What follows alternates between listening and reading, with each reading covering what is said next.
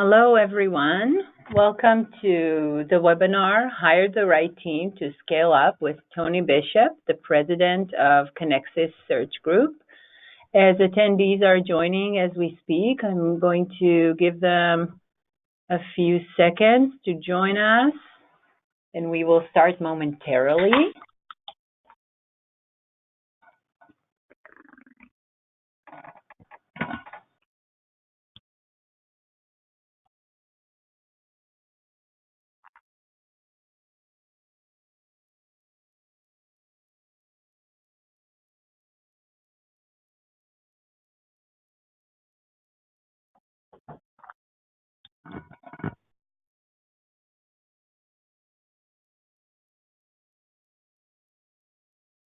Is it a nice day in California? It is a great day in California. We're actually having a California kind of day in South Carolina too, believe it or not. Well, that's great. Yeah, doesn't happen very often. Yeah, I can imagine. Okay, I think we can start. So welcome everybody again to the webinar, Hire the Right Team to Scale Up with Tony Bishop, the president of Connexis Search Group. Thank you for joining us today.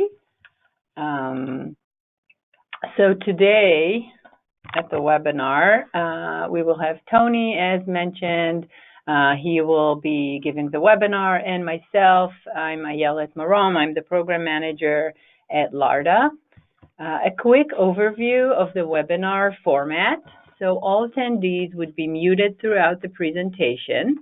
You can submit your questions via the questions text box on the GoToWebinar dashboard, or use the hand raise function to ask questions live. That's if you have a microphone connected. In this specific webinar, we will have breakouts for questions after every major section of the presentation.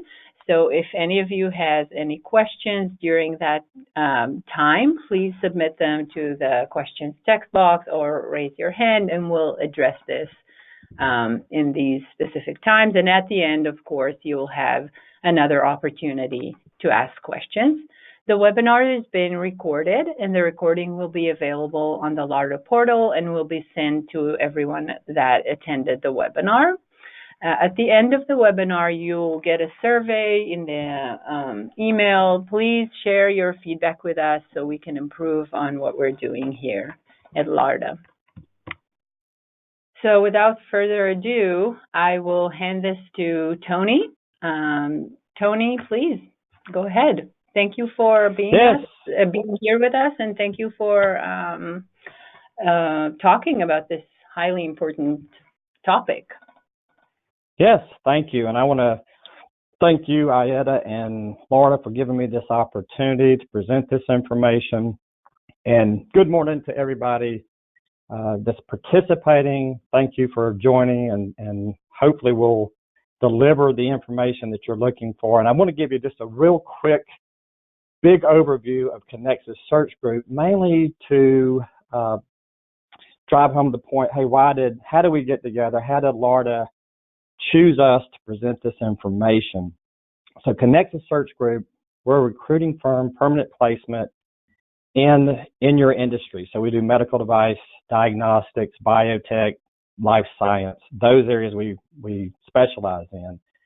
And over the years, the 20 years I've been doing this, we gain a lot of information from our clients that will be useful to you guys. You can learn from other people and what the successes and the failures. So good recruiters a lot of times become consultants, and so that's what we're here to do today, is to add value to what you guys are doing and try to make the path to commercialization a little bit easier. All right, let me get my slide going here. Ayeda, can you move that next slide? For some reason, it is not moving for me.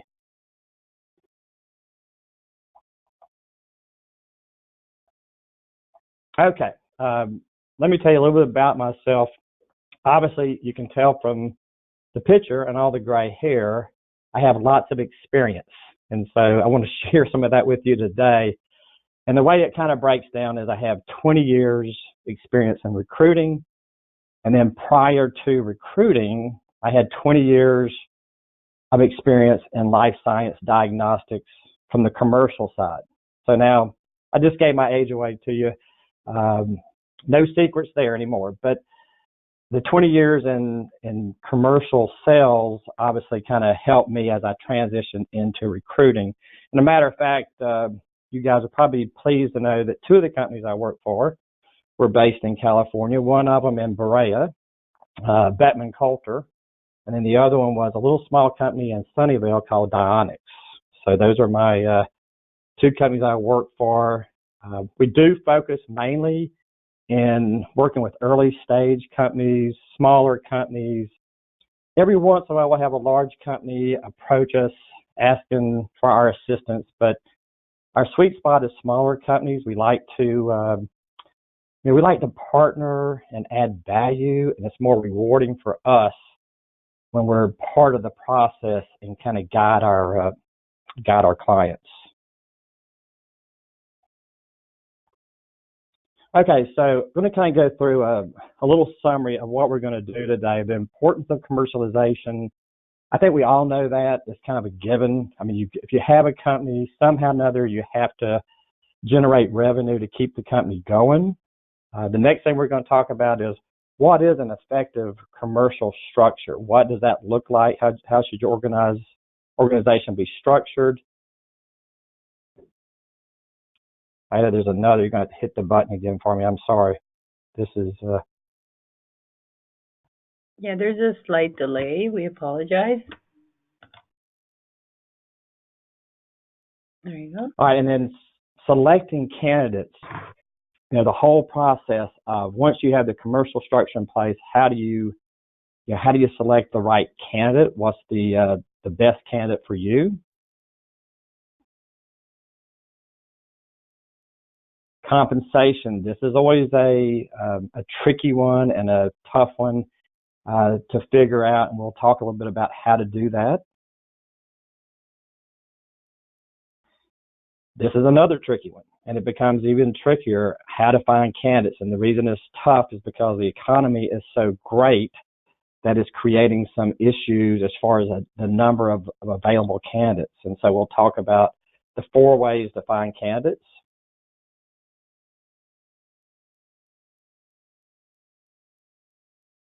Interviewing.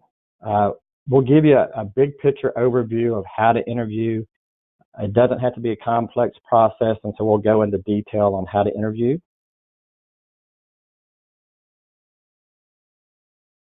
Employee retention. Once you have employees, how do you keep them? We'll talk about that as well. And then obviously taking action. So taking all this and making it happen. That could be the most challenging part of all this, to tell you the truth. Depending on where you are in the development of your company, this could be a tough one. Mainly it's just to take action and to make things happen.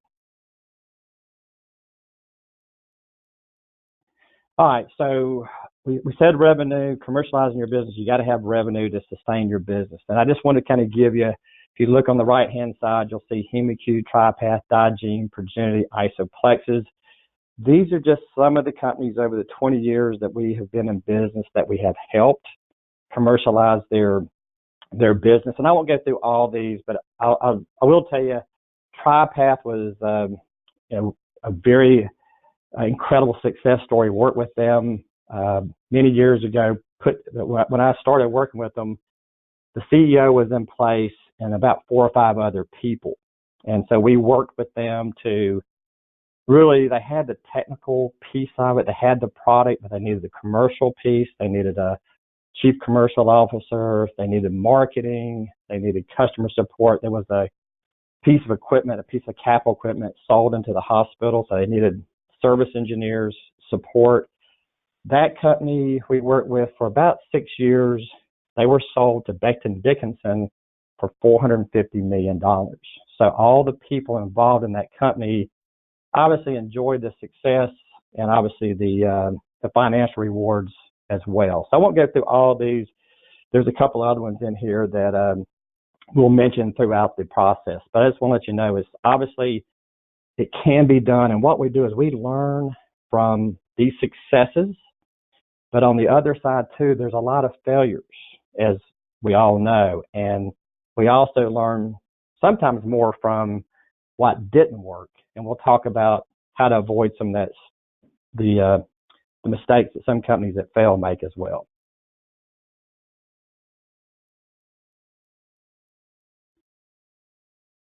All right, success or failure.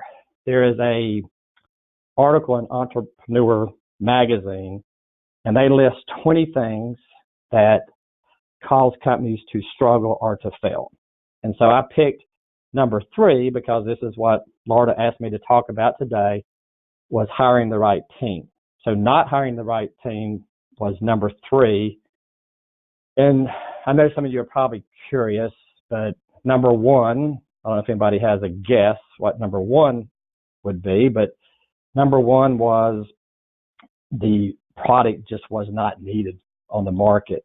And then number 2 was the company ran out of money, which kind of goes back to generating revenue.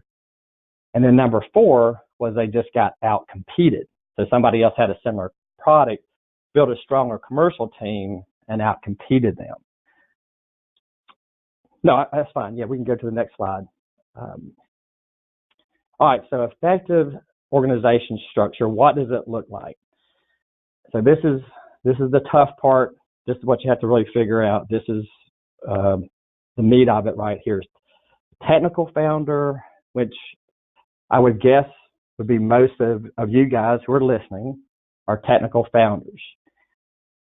But you also need a business-oriented leader as well. You really need both types of leaders.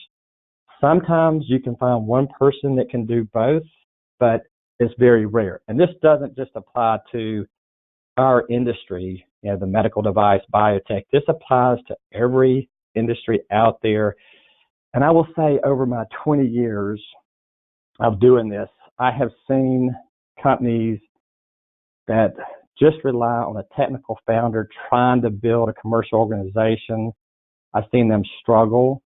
And the same way on the other side, I've seen companies that are put together just with business-oriented leaders that are not strong technically struggle. And so it's a combination of both. And you guys, as founders of your company, you have to realize the importance of this.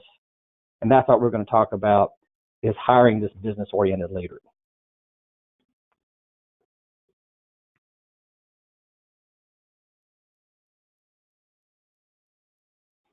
All right, so in order to hire this person, we have to think about the type of person you need to hire. So what are your needs? Now, one, you could have a need for raising money. You need sales revenue. You need marketing. You need customer support and service. You could need one of these, or you can need all of the above. Now, if you need all of the above, if you need somebody to raise money, generate sales revenue, marketing, customer support, and service, then you're going to need an experienced person. You're going to need somebody who's well-rounded that can do all of this, because that's a lot. And so now if you can raise the money, then obviously the person you hire may not need to have that, that experience.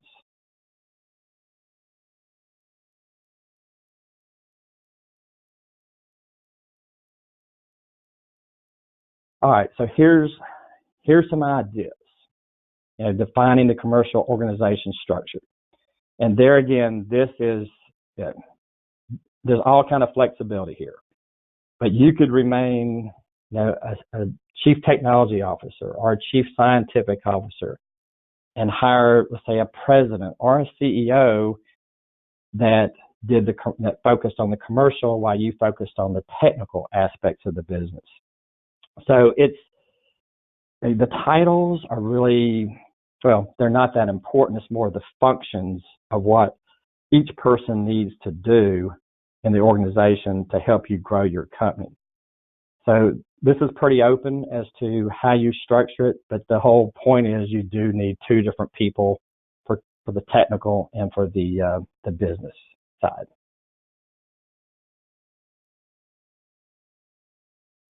All right, I want to stop real quick. If you guys have any questions regarding structure, then let me know.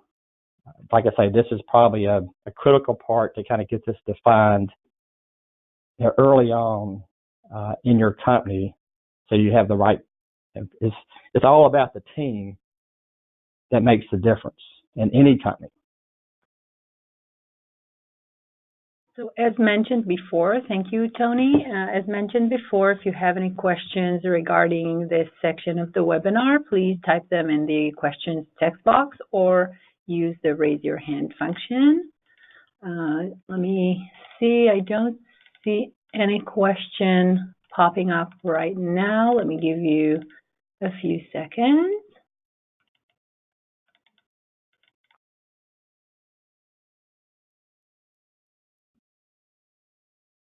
Okay. Yes, so we have a question here. LLCs are structured differently than C Corps. What do you suggest? Oh, wow. I'm not an attorney, so you probably want to get your advice there. But the LLCs obviously there's a lot of flexibility in the structure with an LLC as far as how you structure those. So really, in an LLC, the operating agreement is really what you use to define how the company operates. So you have a free canvas to kind of write out who does what in the company and how profits are distributed. And then C Corps, obviously, a little bit more structure required, probably a little bit more expensive to start. With a C corporation, and then the difference in taxation and how you're taxed. I'd really, on that question, I'd really probably seek out an attorney who was good at business structure to help you. I mean, I've had both myself as far as a business owner. I have LLCs and I actually have had an S Corp. So there's pros and cons. I think too, you have to think, long term, if you're going to offer shares in your company, and a lot of times S Corps and C Corps are easier way to do that instead of just having members in your company with an LLC. With an S Corp, you can have an equity structure. And I would say probably the majority of the companies that really plan on ramping up, they use some kind of S Corp or C Corp, some type of corporation to structure their company. Okay, thank you, Tony. Let me make sure we don't have another question for this section. No, okay, I think we can. Oh, sorry, we do have a few more questions coming up. Sure. Okay. So with LLCs, with regards to LLCs, members or managers, while C Corps having board, CEO, and CSO, but in acquisitions or licensing or shares, what is the easiest and the best in the biotech world? I would, and there again, you guys really need to consult an attorney on that, but I just have to go by majority of the companies, the ones that I showed on the right-hand side, the HemiQs, the Isoplexes, the TriPath, Progeny, all those are corporations. So we can take some clues from that, right? HemiQ was another company that was sold to Quest for $400 million. They had $90 million in revenue. They sold to Quest Diagnostics for $400 million, and they were a corporation. So taking clues from that, I would say probably some type of S Corp, but I do encourage you to definitely talk to a local attorney to help you with that. Okay, thank you. Another question. So since there is a lot to do on the business side, but the government grant, the SBIR, pays much more to do the technical side, or pays much more to the technical team than to TT&O, and investments are still really far away from at this phase of the company. How could the business hire get enough pay? Okay, hey, great question, and that actually goes right into the next segment of this, and how how you compensate these individuals, and so we can definitely that will be covered, I promise you, in the next section. Mm-hmm. Okay, thank you. And next question is, what is the typical size of companies you usually work with? We have worked with companies that have 5 to 10 people in them. To we have worked with Fortune 500 and companies as well. So we really prefer to work with the smaller companies. That's kind of our niche in our recruiting world. And a lot of it just has to do that with us. That's our preference. I mean, I've had calls from large corporations wanting us to help them, and actually have turned them down, mainly because we're not a partner with them. We're just somebody supplying resumes to them, and that's a different feeling. I'm not in that business. I'm not in just generating volumes of resumes. I'm in being a partner with our clients and kind of helping them through the process. That's what's gratifying to me. So I like to do what I enjoy doing. Okay, thank you, Tony. I think we can move on to the next section.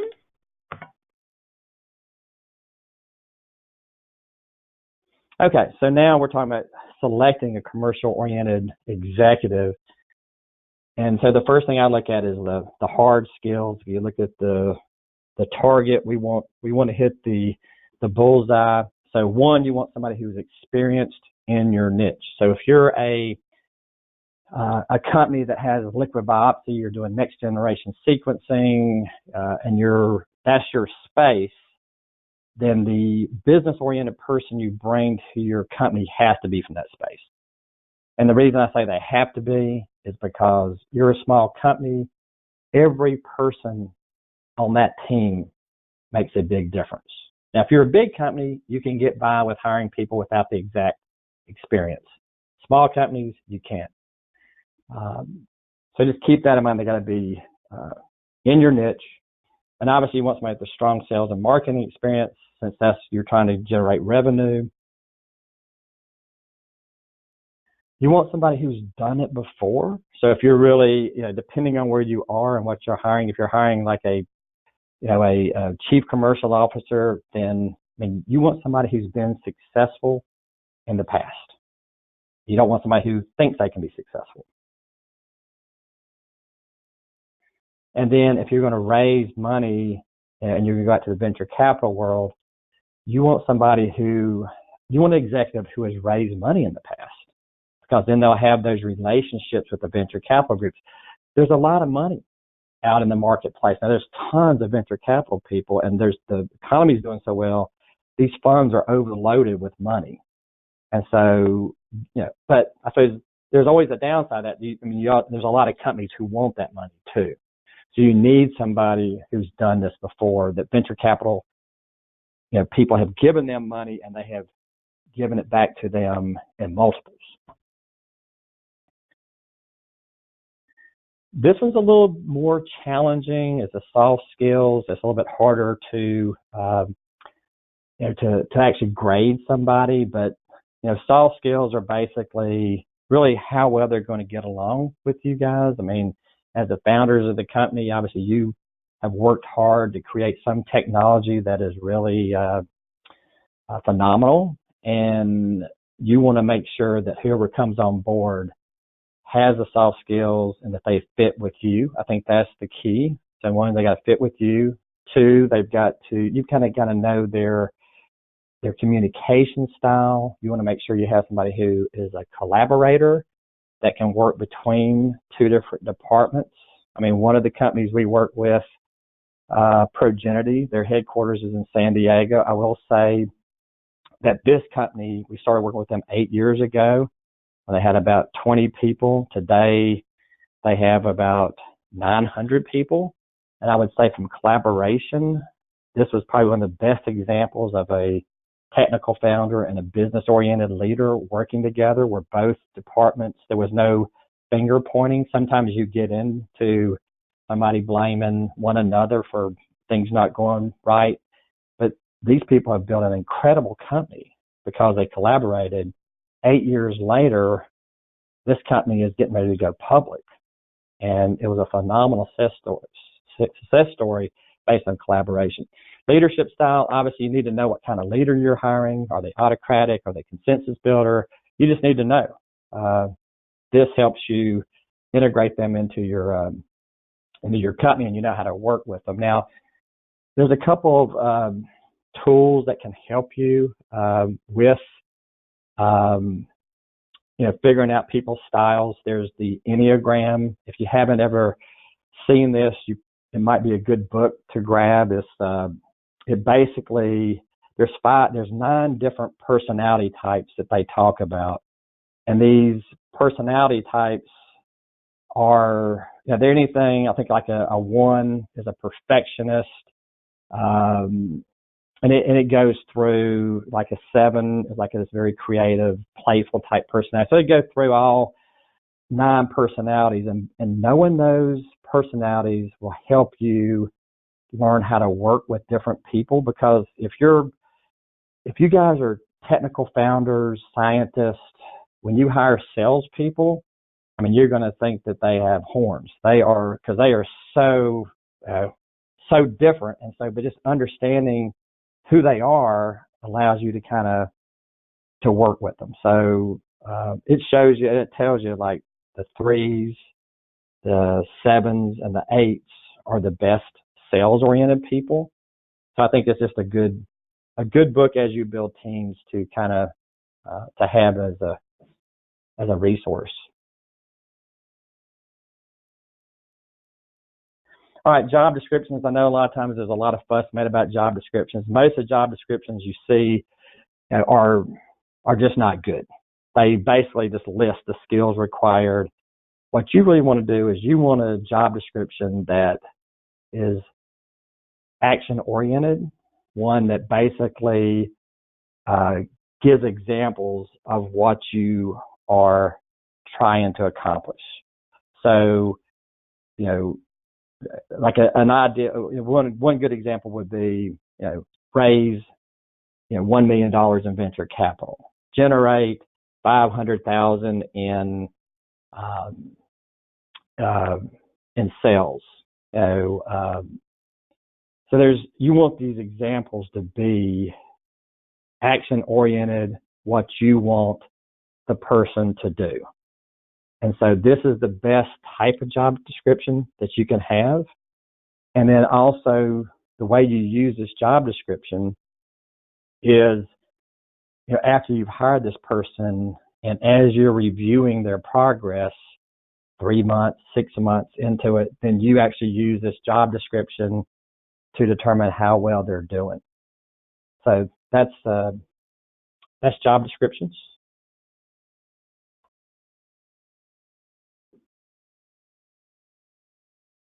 All right, and so this was, somebody had a question about compensation. And so this is definitely one of the trickiest parts, especially for small early stage companies where you really don't have a whole lot of cash. Cash is king, but you still need to bring these people on board. And it's just such a wide range that of what these individuals expect to make. I mean, and I say depends on experience. So this is probably exactly opposite of what you're thinking. Depends on experience. So the more experience, the less expensive they'll be.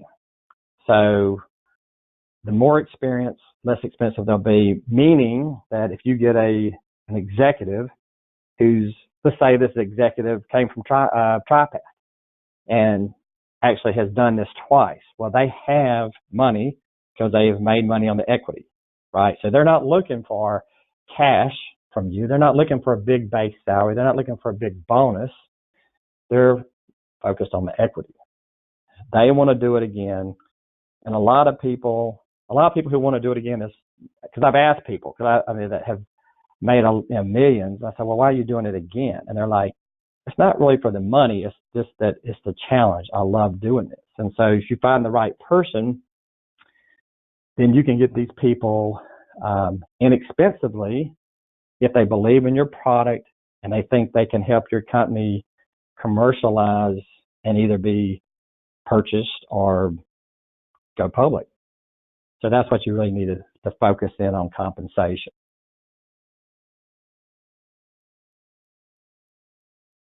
All right, and this is from actually a consulting firm out in California somewhere. I was looking on their website just to pull up get some tangible numbers for you to look at. But this is based on 2018, and they do it by total funding raised.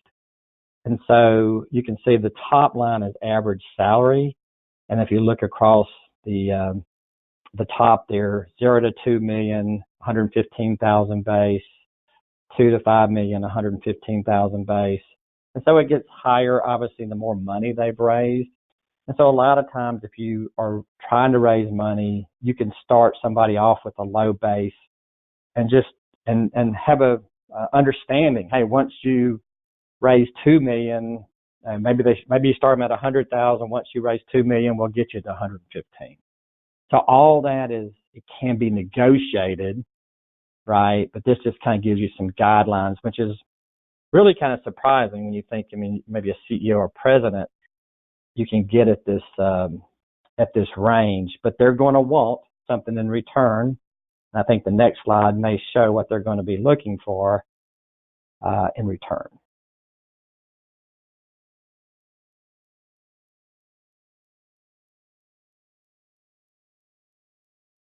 And that's the equity. So here you see typical pre-financing equity, and you can see a professional CEO where I have the first red arrow, Series A and Series B rounds. They're going to be looking for 5 to 10% ownership in your company. C-level executives, so chief commercial officers, chief financial officer, chief marketing officer, 2 to 5% of your company. And so this is where they're going to be focused, is more on the equity.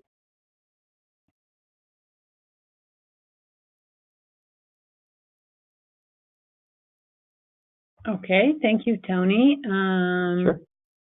Let's break for questions again for this section of the webinar. Let me see if we can pull up some questions.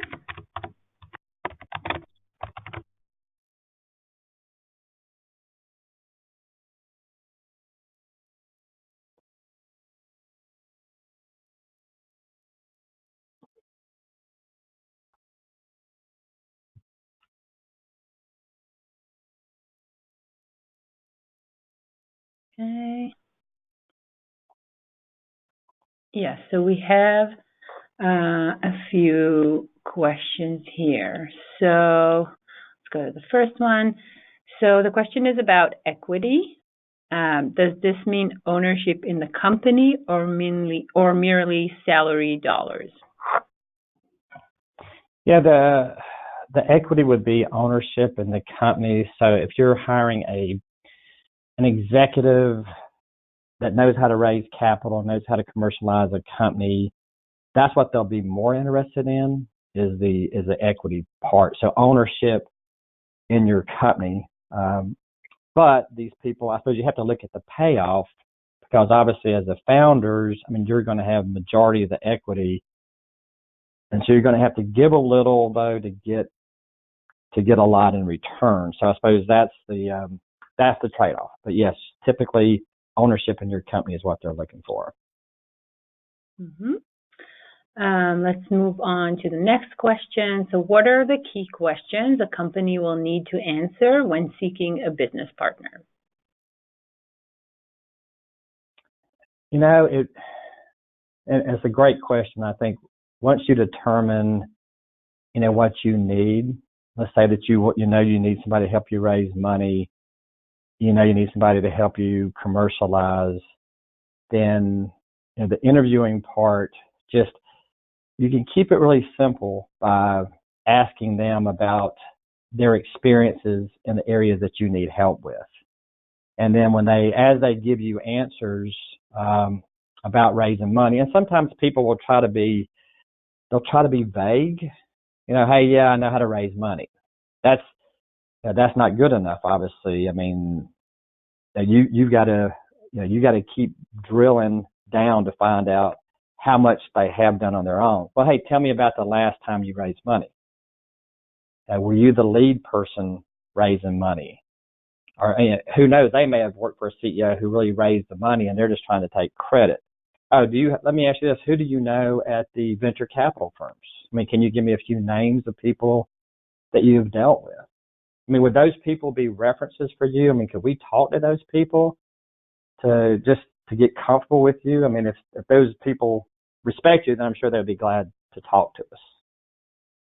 So the questions really come based on what your the attributes that you're trying to hire for, and you drill down. You don't take anything for granted. You have to keep finding evidence to support what they say they do actually is something that they can do for you. Okay. Thank you, Tony. And while I ask you the next question, there's a lot of requests here to go back to the equity slide. So I will do that while I ask you the next question. Sure. Are there geographical differences in compensation? And I'm sure you have a lot to expand on that. Yeah, no, it's a great question. And, obviously there is, the cost of living comes into play, when candidates are looking at jobs. And so obviously, people in the high cost of living areas, and of course you guys a lot of you are if you're in San Diego, San Francisco, LA, I mean, compare different parts of the country. Boston certainly, expensive. So it does come into play, but what could be to your advantage is that, one, if you're in California, I was looking at the patents issued in state by state, and California is by far, it was off the charts higher than the next state. And so what that means is that you guys there's a lot of executives in California that are available. So you have a bigger pool to choose, to pull from.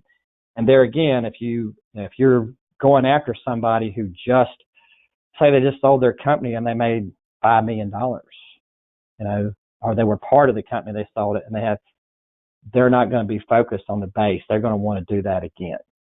So that kind of works. It kind of helps minimize the geographic cost of living differences. Yeah, that sounds. I hope that answers the question.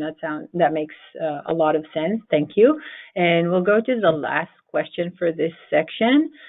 Is it typical for startup CEOs or business partners to be involved in multiple projects or companies?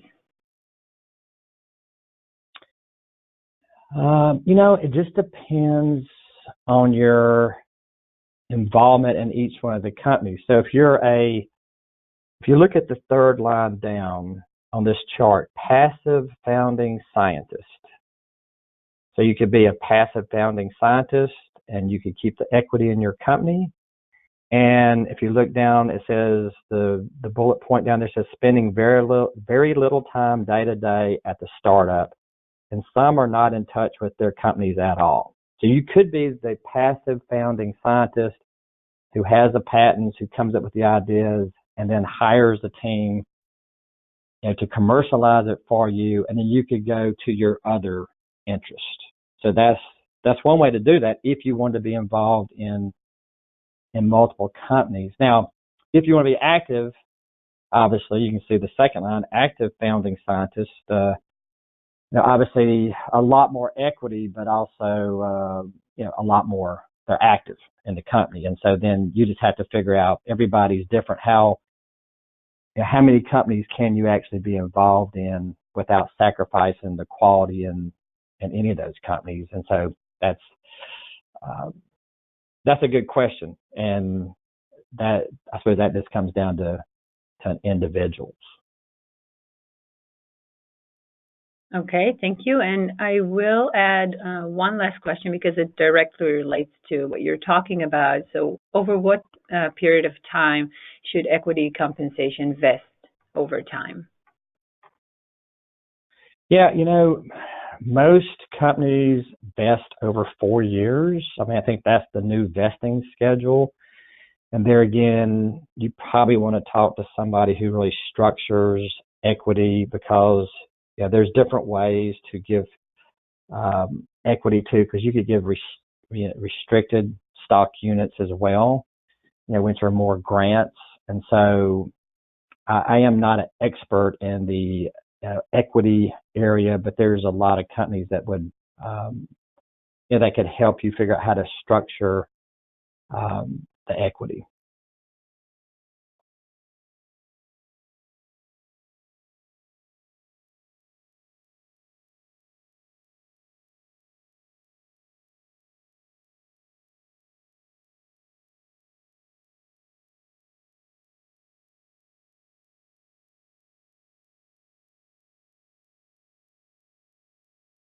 All right, so how to find candidates.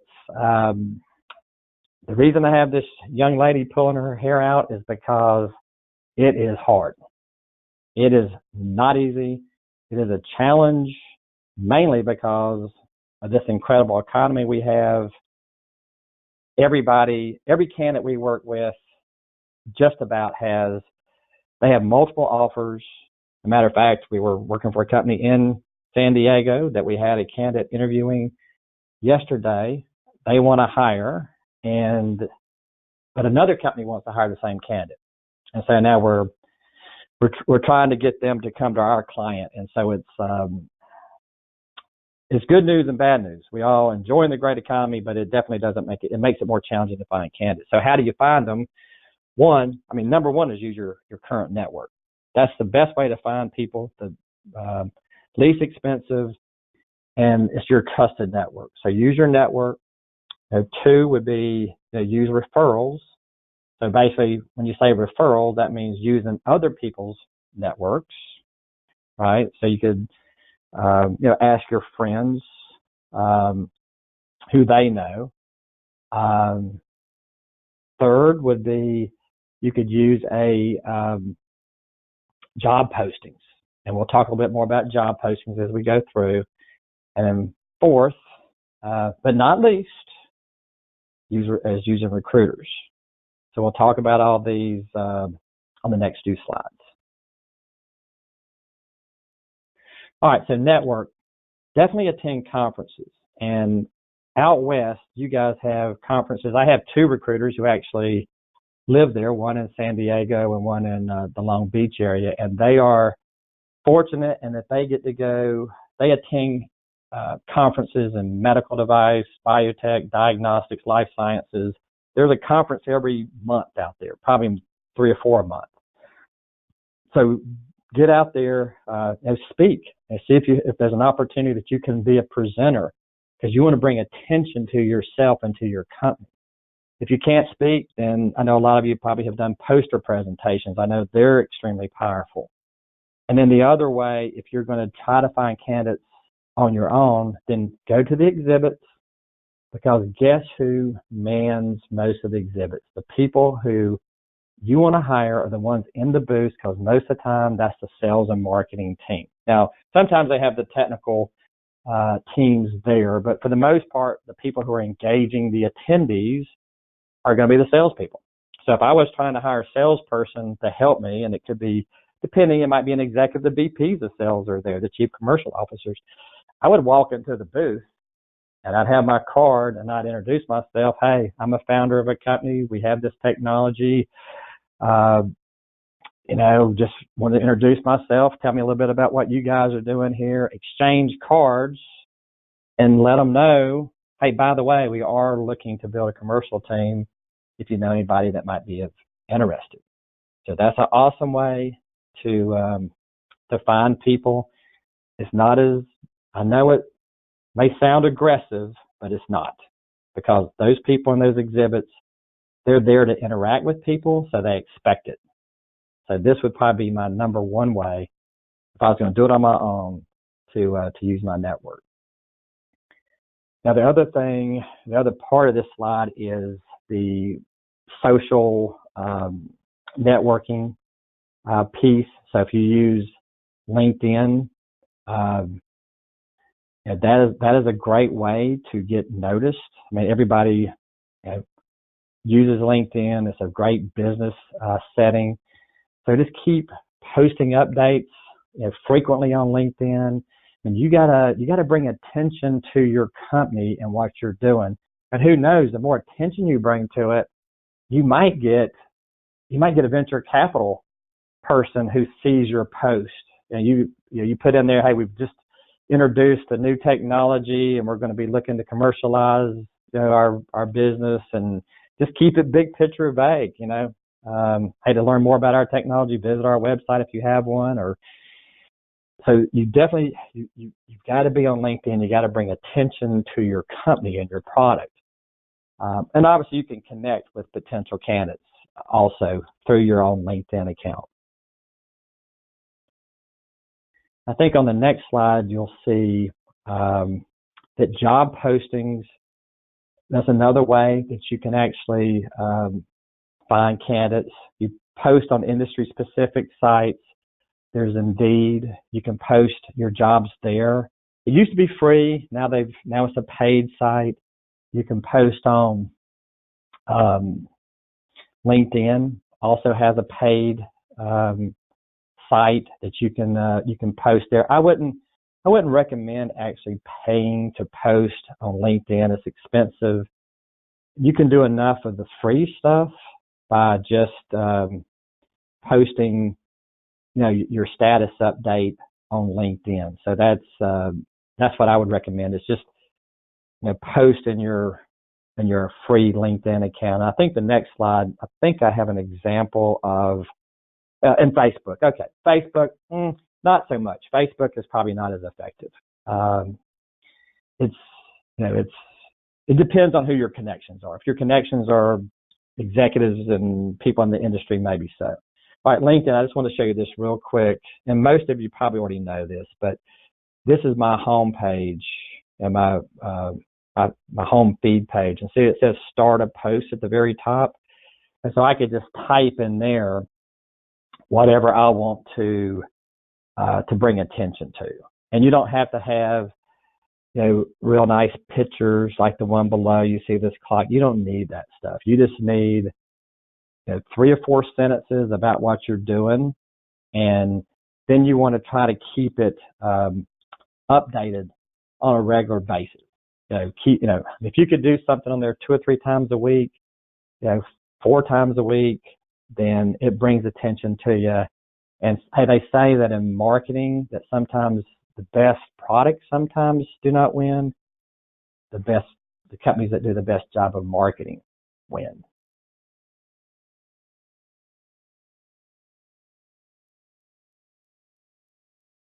And this is Facebook. You can post jobs on Facebook. There again, we won't spend a whole lot of time on that. It's not really an effective, it's not super effective. It's just, we never post, personally ourselves as a company, we don't post jobs because we have a 400,000 person database and 20 years of experience. So we don't have to post. We can use our database to find people, but just another alternative. All right, here's the pros of posting jobs. It's sort of like, and I rarely do this, and every once in a while I will, but go to a convenience store, getting gas, run inside, pick up a lottery ticket, hoping I'm going to become a multimillionaire. It didn't take me any time, and it only cost me $1. That's kind of what job postings are like. They're very similar to that. They're inexpensive and they could pay off. Now, that's the pros. On the next slide, you're going to see some of the cons of posting jobs. And you can see that person on the right. That's what happens when you post jobs. You're going to get resumes that are going to overwhelm you because it makes no difference. You could put on your post, I'm looking for a PhD in molecular genetics, somebody who's been an MSL in the past, and guess what? You're going to get the person who works at a restaurant applying. It's bizarre, but people do it. They apply to whatever they want to apply for. So that's what you have to work at. Be careful with job postings. You might get more than what you like, but it's still worth giving it a shot.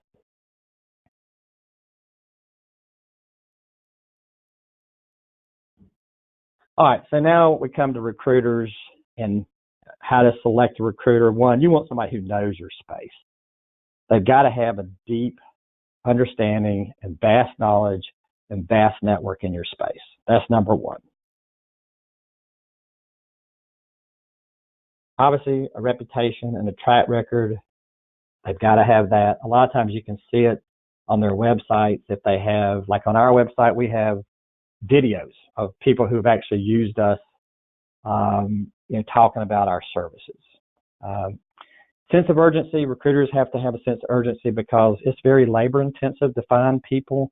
And so what I do is I keep my recruiters to a minimum of 3 searches. That's all they can have at one time. And 3 searches will keep you working 10 hours a day, Saturday morning and Sunday evening. So I know that's what my employees have to do to deliver candidates. Types of searches, you have contingent and retained. And we won't spend a whole lot of time talking about retained search. Retained search is a little more expensive. You pay money up front to retain a recruiter. And there's some articles on our website. This is one, 4 critical factors choosing a recruiting firm. But most of you would probably, I'd advise mainly to use contingent recruiters. That way I think on the next slide, it shows that contingent recruiters basically, they don't get paid until they actually make the placement. So retain recruiters, you're going to give them money up front. The second bullet, you're going to pay 1/3 up front. Now, that's, if you trust them to do the job, that's fine. But also, I do have an article that if you're going to do a retained search, it's a must read. Just don't get burned on retained search. You can build in ways to protect yourself from getting, from somebody taking your money.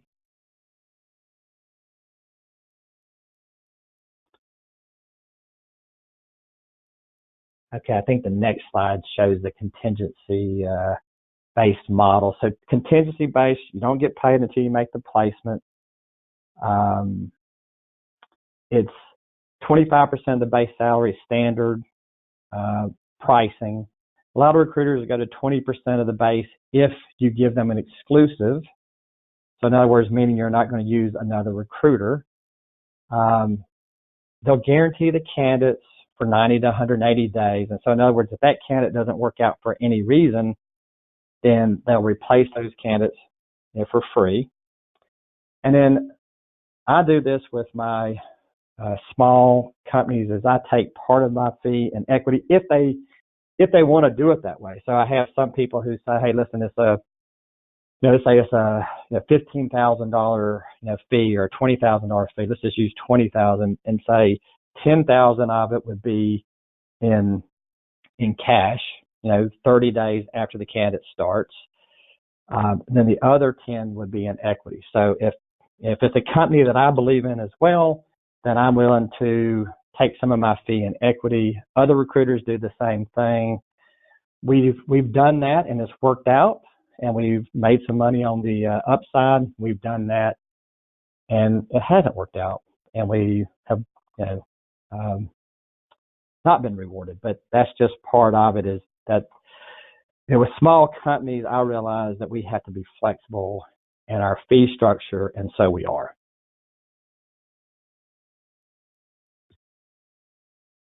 All right, so working with recruiters, and I know we're getting close around time, so I'll go through this a little bit quicker, but you really, the recruiter has to become a partner with you. You have to consistently communicate with them. If you're not talking to them once or twice a week, then you guys have to be on the same page with the recruiter. They can't do it in a vacuum. You got to tell them what you're looking for. You've got to give them details about your search. And I put here's a good recruiter, somebody who really knows the space, is going to be a consultant. They're going to help you with your business, not just from recruiting, but they're going to be able to tell you, hey, listen, there's another company that I ran across that's got a similar product. Why is yours better? Or, hey, they're struggling and this is why. And so a good recruiter can consult with you as well. You're going to have to give feedback to your candidates. You have to get feedback after a candidate's interviewed so the recruiter can adjust the search if there's something that you want more or less of.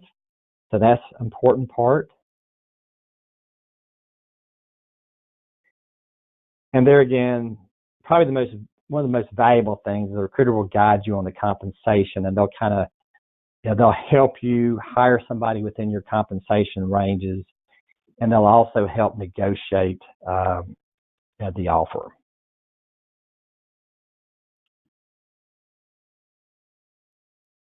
Okay, thank you, Tony. The question that we had for this section, you actually answered during your presentation, so we'll move on to the next section. Okay. All right, so interviewing, don't make this real complex. There's books written on interviewing. In my company, we study them and we attend seminars and training courses, but if you're doing the interviewing yourself, just don't make it complex.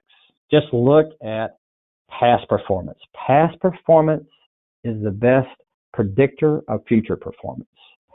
So if somebody has been successful in the past, most likely they'll be successful in the future. Look for most significant accomplishments. Ask them, hey, what is the one thing in your career you're most proud of?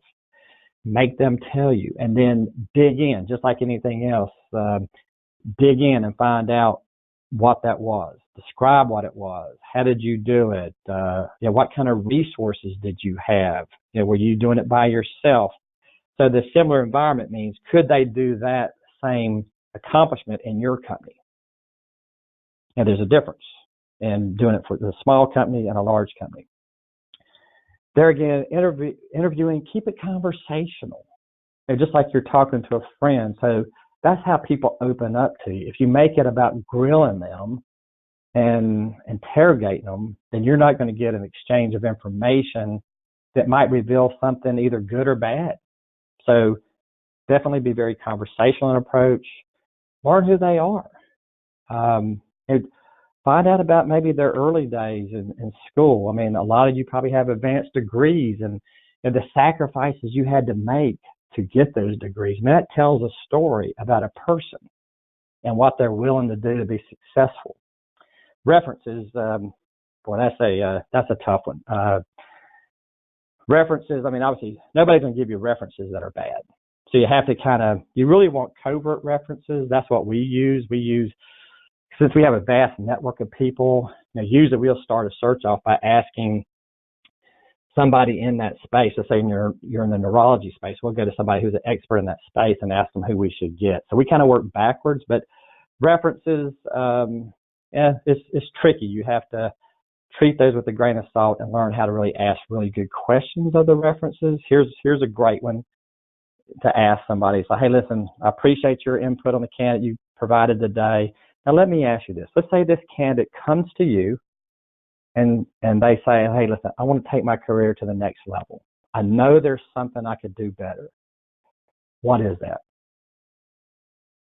And so then you get the one thing that might be an area of improvement. And everybody has them.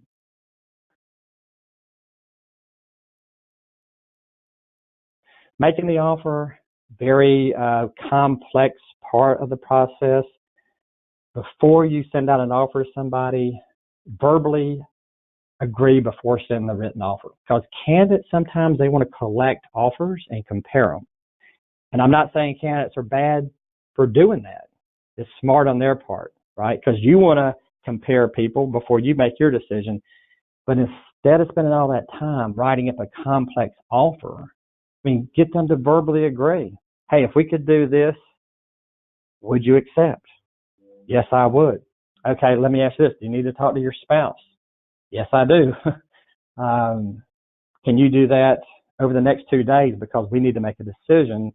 So don't give them 7 days to make a decision. Give them a short period of time to make the decision. Candidates expect to negotiate. Just keep that in mind. No, you're fine. Yeah, we can move on. That's just all right. Employee retention. Hire the right person. Your retention issues go away. Communicate frequently. Your retention issues go away. It's just like anything else. I mean, you got to be talking. Whatever relationship you have with anybody, if you're not communicating frequently, the relationship is not as strong. So communicate frequently, and then determine how people like to be managed. Use the Enneagram book, get a copy of that, and learn what their style is, and then manage them accordingly. I have people who work for me. I've got 25 people all together. They're all so different. So the people who are 8s on this Enneagram, they're power people. And so if I try to micromanage them, they're gonna hate me. So I just say, hey, how can I help you? If they don't need help, I let them go.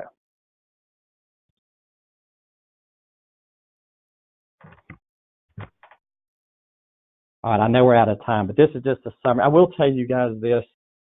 A lot of this stuff, like if you need additional resources, on our website, we have a lot of free resources in the client resource section. So we have a salary survey that's like, it's I don't know, 50 pages long, 30 pages long. I can't remember. It's just tons of different compensation ranges for different, from scientists to executives. We have an ebook on how to find candidates. It goes into more detail.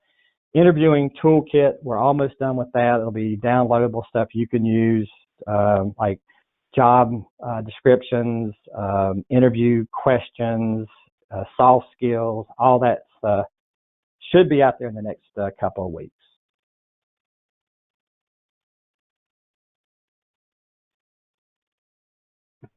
And then if you guys ever have any questions, hey, I want to add value to you. You guys are the future of our industry. This is where all the small companies, every successful company starts somewhere. And so, no obligation on your part. I mean, if you have a question, you can email me, you can text me, look on our website. I'll be glad to advise you and try to help you. I love partnering with people to help them. All right. Thank you so much, Tony. Yeah, thank you. Thank you, everyone, for attending the webinar. There is one question, if you wouldn't mind answering. I know we're 1 minute over time here. That's fine. So if you wouldn't mind answering one question that we have. Sure. So do you typically want CEOs to be co-located with the founding CEO, with the rest of the company is mostly remote? All right. So meaning the founder and the CEO being together, is that the question? I believe so, yes. Okay. I mean, obviously, if you can have them together in the same location, I mean, to me, that's the ultimate. I know that nowadays that, virtual companies are, more popular. So you get the best person. I think I would rather have the best person than to sacrifice and not get the best person if they had to be together. So if I try to get the best of both worlds, to have them located in the same area. And if I couldn't, then I would just kind of go out in a radius to see, to get them as close as possible so they could be a commute or a train ride away, or the closer the better. Okay.